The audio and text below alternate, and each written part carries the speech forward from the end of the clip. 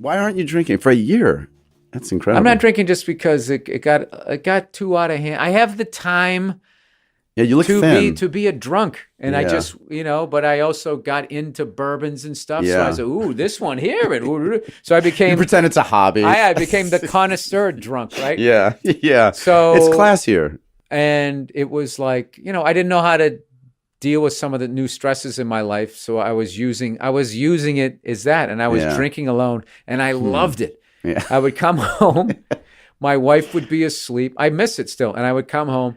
And I would get a nice big ice cube. I'm literally mouth-watering now. And I would take bourbon. You're flushed. And my rule was, at first, I would, I was really into reading the whole thing. Like, well, you don't want the ice cube to drip into the bourbon too much because you're changing the flavor. It's like those people who light a Cuban cigar with a little cedar fucking thing. You know what I mean? Because you don't want the chemicals from the lighter.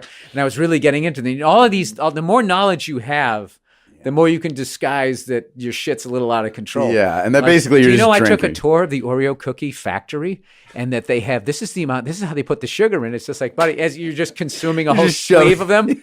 Yeah, and your fucking sugar's off the rails. It's just like, dude, you're becoming a fat fuck. Because I'm not like an alky. Jameson Oreo. I'm not an alky, but I'm definitely a guy, like when I what has made me successful could also take me out, because when I get into shit, I get into shit. It's like, oh my God, I like bourbon. Let me fucking get into this bourbon shit. So, whoa. Right? I think I have a problem. Then it became, I had to fill it up just over the ice cube. Yes. And I used to call him, because my wife would give me shit like, how many did you have tonight? I had one drink. She goes, it was like this fucking big. And I'd be, it's a home pour. But she's cool, so she was all right. Goblet. Then one became two, and then two became three. And I was like, and then I became a dad, and then I was like legally shit-faced. Yeah, it must be. This was my thing. This was my thing. I would come home after doing stand-up. I had a great fucking time.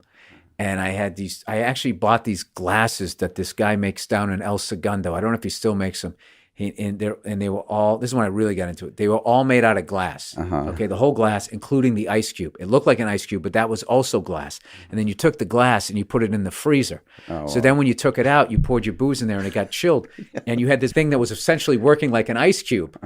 But there was no water. Oh, that's so you cool. were getting this straight. It wasn't diluting any of the straight booze, and it was chilled. Yeah. And my thing was, I would pour it up and over that glass thing that looked like an ice cube. And I would drink 3 of them, and I would watch like 3 episodes of Peter Gunn, or maybe like 77 Sunset Strip. And it was like all old school TV, so I didn't have to deal with global warming or any of this people screaming about Trump or fucking Hillary. Yeah. And I would just sit there and I would watch this shit, and everybody in the shows I was watching was drinking and smoking. They wanted to kiss a woman. Hey, get over here, toots. You know, these big fucking gas guzzling cars. There was no ramifications to any of the behavior. The golden era. And it made me feel like, man, I was born in the wrong era, man. Fucking. And that's always great, too, to analyze yourself with nobody else. Yeah. And you just, wow, I'm liking all these answers. Yeah, and you're comparing yourself to like movie stars. Yeah. Like, and it also must be weird to be at all. The few times I've been like stoned or slightly drunk around, like, I don't do it often, but if I'm around a kid, there's always something a little weird about that. Like, I can only imagine. Because you're a well-adjusted person. There's a thing that you just can't, like, because I knew what was going to happen was eventually she was going to be old enough to be awake when I was doing that, and I was going to normalize that sort of behavior, and then just be like, yeah, whatever, my dad drank, blah, blah, blah, blah. So I try, I try to shield her from a lot of my problems that I'm trying to work out. Well, I like that you say that about parents, like about that we're all we have to leave our childhoods behind. We got to let go of the childhoods. We can't because it doesn't exist. It's in your head. Right.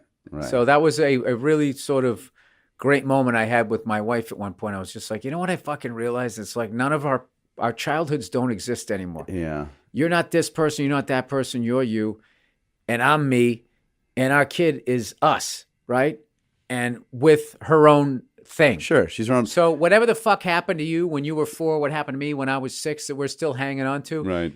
It's not in any way going to affect her unless we're still hanging on to this shit. Right. But you see it all the time with parents. It's hard. It's hard because you love them so much and then you don't want to pass it on to them. And then what it is it trying to stop one issue, you create this other issue. Right. That's right. Through overbearing, over controlling. sort of. Yeah, trying too hard.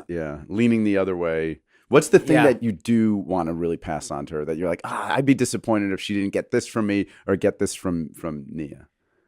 That you're gonna be all right. Yeah. That all these people, there's gonna be all these people that are gonna sell you shit out of fear. Everything from a car to you need 2 years of a language and all of this type of stuff. Like, I wish I could go back. And it's just literally listen to your gut, do what you want to do, and just know that so much shit that people are going to say to you in life, it's their reaction to this thing that they're afraid you're going to do. Right. And if you listen to them, I mean, I can't imagine how many incredible guitarists are working at Home Depot or how many hilarious people are like, you know, driving a truck or something like that, and they wanted to do something and they just weren't surrounded by the right people, because I wasn't strong enough to do this. And I just, when I really look back, the luck that I had of falling into this and how I somehow, well, there must have been right as I almost went off the cliff and I wouldn't have done it, this person came into my life. I mean, there is a way too where you can then look back and everything means something. Well, exactly. Those are like you said to me earlier, those are the things you remember.